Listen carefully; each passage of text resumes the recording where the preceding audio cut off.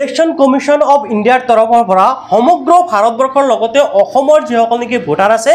এই ভোটাৰসকলৰ বাবে কিন্তু নতুনকৈ এটা নিয়ম জাৰি কৰিছে আৰু যাৰ জৰিয়তে হয়তো লাখ লাখ মানুহৰ নাম ভোটাৰ তালিকাৰ পৰা কৰ্তন হ'ব পাৰে হয় নতুনকৈ কিন্তু সমগ্ৰ ভাৰতবৰ্ষ অসমতো কিন্তু কি হ'ব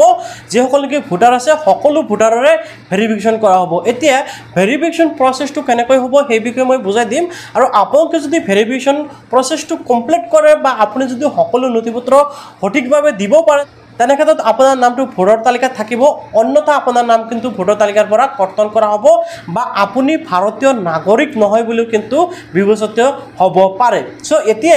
এই ভেৰিফিকেশ্যনটো কেনেকৈ হ'ব আৰু কেতিয়াৰ পৰা হ'ব সকলো বিষয়বস্তু আপোনালোকৰ লগত আলোচনা কৰিম তো আপোনালোকে কোনো ধৰণৰ পিনিক নহ'ব বা আপোনালোকে কোনো ধৰণৰ চিন্তা নোহোৱাকৈ ভিডিঅ'টো ভালকৈ এবাৰ শুনক বা কথাখিনি ভালকৈ এবাৰ শুনক আৰু আপোনালোকৰ কি নথিপত্ৰৰ প্ৰয়োজন হ'ব পাৰে সেই ভিডিঅ'টো এবাৰ ভালকৈ শুনি লওক সো বাইদেউসকল ইতিমধ্যে কিন্তু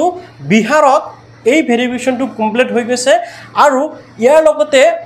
ৱেষ্ট বেংগলত অৰ্থাৎ পশ্চিমবংগত কিন্তু ইতিমধ্যে এই কাম কাজ আৰম্ভ হৈ গৈছে এতিয়া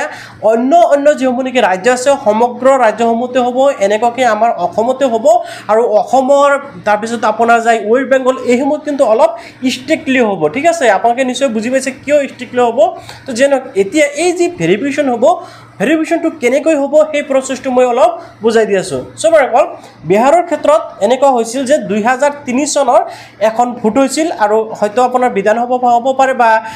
লোকসভা হ'ব পাৰে কোনটো হৈছিল মোৰ সঠিক মনত নাই সেই ভোট অনুযায়ী কি কৰা হৈছিল সেই ভোটৰ সময়ত যিসকল নেকি ভোটত অন্তৰ্ভুক্ত হৈ আছিল বা ভোটাৰ তালিকাত নাম আছিল সেই এটা লিষ্ট যেনেকৈ আপোনালোকে এনআৰচিৰ সময়ত মনত আছে নিশ্চয় এনআৰচিৰ সময়ত 1971 1965 আৰু 1951 চনৰ মানে এখন লিষ্ট ওলাই দিছিল ঠিক আছে সেই লিষ্টসমূহৰ পৰা আপোনালোকে জানিব পাৰিছিল যে আপোনালোকৰ পূৰ্বপুৰুষসকলৰ নাম কোনটো লিষ্টত আছিল 1951 বা আপোনাৰ যে 71 বা আপোনাৰ যেটো আছিল 65 আপোনাৰ যেটো লিষ্ট আছিল ঠিক তেনেকৈ হ'ব যে বিহাৰৰ ক্ষেত্ৰত হৈছিল 2003 ৱেষ্ট বেংগলৰ ক্ষেত্ৰত হৈ আছে 2002 চনত যিসকল নেকি লিষ্ট আছিল বা ভোটাৰ তালিকাত নাম আছিল সেই লিষ্টটো কিন্তু অনলাইনত কি কৰিছে দি দিছে তাৰ পৰা আপোনালোকে লিষ্টটো ওলাব পাৰিব বা তেখেতলে ওলাই লোৱাৰ পিছত তাৰ পিছৰ পৰা ভেৰিফিকেশ্যন প্ৰচেছটো আৰম্ভ হ'ব এতিয়া কেনেকৈ হ'ব আমাৰ অসমৰ ক্ষেত্ৰত হয়তো 2001 হ'ব পাৰে বা 2004 হ'ব পাৰে অথবা হ'ব পাৰে 1997 যিকোনো এটা চন কি কৰা হ'ব নিৰ্ধাৰণ কৰা হ'ব ঠিক আছে এতিয়া ধৰি লওক 1997 চনটো নিৰ্ধাৰণ কৰা হ'ল যে এই সকলৰ নাম ভোটাৰ তালিকাত অন্তৰ্ভুক্ত হৈ আছিল তাৰ এটা ড্ৰাফট লিষ্ট কি কৰিব অনলাইনত পাবলিশ কৰি দিব ঠিক আছে যেনেকৈ 1971 চনৰ আছিল বা 1951 চনৰ আছিল আপোনাৰ এনআৰচিৰ সময় ঠিক তেনেকৈ এখন লিষ্ট কি কৰিব পাবলিশ কৰি দিব তো অনলাইনৰ পৰা আপোনালোকে লিষ্টটো ডাউনলোডিং কৰিব লাগিব এতিয়া এই যিখন লিষ্ট ওলাই হ'ব সেইখন লিষ্টত যিসকলৰ নাম থাকিব সেইসকল অলৰেডি ভেৰিফাইড হৈ গ'ল মানে সেইসকলৰ আৰু নতুনকৈ ভেৰিফাই কৰিব নালাগে সেইসকল অলৰেডি ভেৰিফাইড হৈ গ'ল অৰ্থাৎ সেইসকল ভোটাৰ বুলি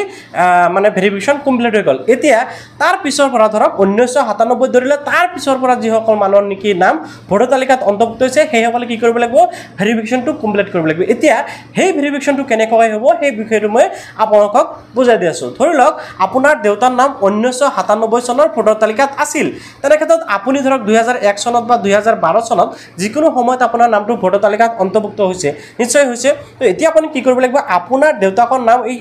1997 চনৰ যিকোনো কি ভোটাৰ তালিকাত আছে বা ভোটাৰ লিষ্টত আছে সেই লিষ্টটো আপোনালোকে দিব লাগিব ভেৰিফিকেশ্যন কৰাৰ বাবে লগতে আপোনাৰ যে তেনেকি ভোটাৰ তালিকাত নাম অন্তৰ্ভুক্ত হ'ল ধৰক আপোনাৰ নামটো 2012 চনত অন্তৰ্ভুক্ত হৈছে তাৰে ভোটাৰ লিষ্টটো আপোনালোকে দিব লাগিব প্লাছ আপোনালোকে কি কৰিব লাগিব বৰ্তমান ৰানিং ভোটাৰ তালিকা দিব লাগিব ইয়াৰ লগতে আপোনালোকে ভেৰিফিকেশ্যনৰ বাবে যিকোনো ডকুমেণ্টছ দিব লাগিব এতিয়া এই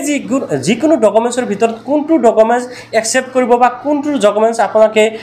ব্যৱহাৰ কৰিব পাৰিব ইয়াৰ বিষয়ে কিন্তু অসম চৰকাৰৰ তৰফৰ পৰা কি কৰা নাই এতিয়ালৈকে ডিক্লেয়াৰ দিয়া হোৱা নাই মানে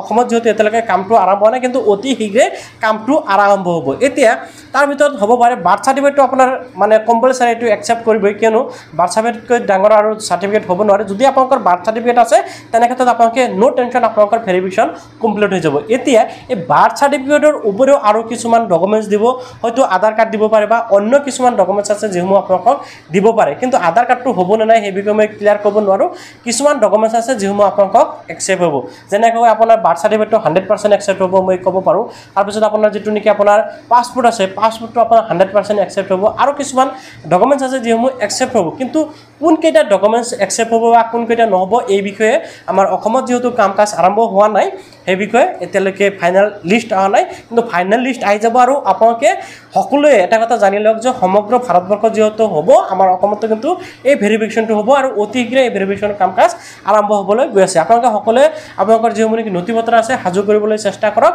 তো আগৰ আপোনালোকে নিজে বুজি পাইছে ইয়াৰ ওপৰত যদি আপোনালোকৰ কিবা বুজিবলৈ আছে বা কিবা জানিবলৈ আছে নিশ্চয় কমেণ্টত জনাব পাৰে আৰু আপোনালোকে এনেকুৱা ইম্পৰ্টেণ্ট আপডেটসমূহ পাবলৈ চেনেলটো নিশ্চয় ছাবস্ক্ৰাইব কৰিব ভিডিঅ'টো ভাল ভাল নিশ্চয় শ্বেয়াৰ এটা মাৰিবলৈ পাহৰি নাযাব